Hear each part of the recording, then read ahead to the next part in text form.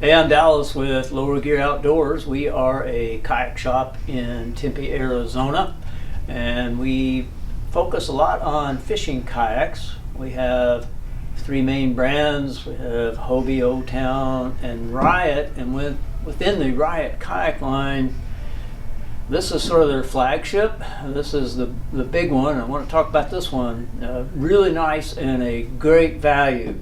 It is more than 14 feet long, at its widest point about 37 inches, but what really separates it from a lot of fishing kayaks is its real wide open spacing.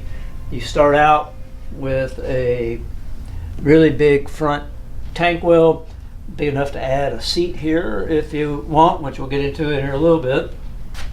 You have a front hatch here for internal hull storage, some little compartments here for just storing small things here. Again, the wide open space, the seat will slide back and forth on the tracks, or if you're just purely standing, you can take this all the way out and walk around anywhere on this. Again, more gear tracks in here.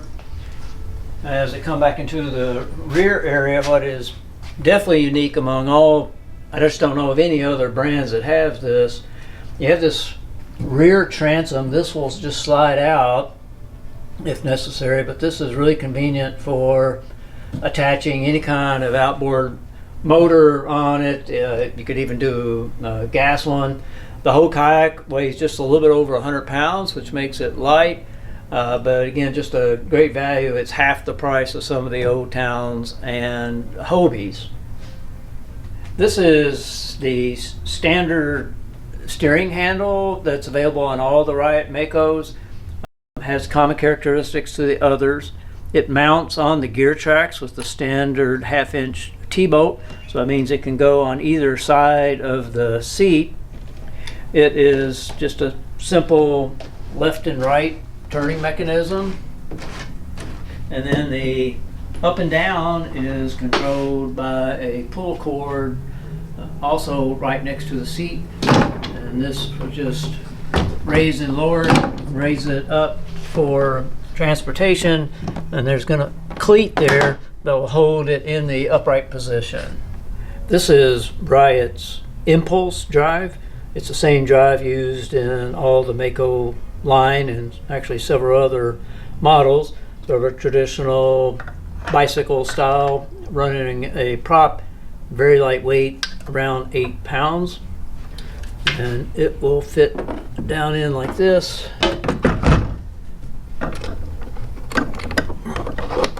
That locks in here.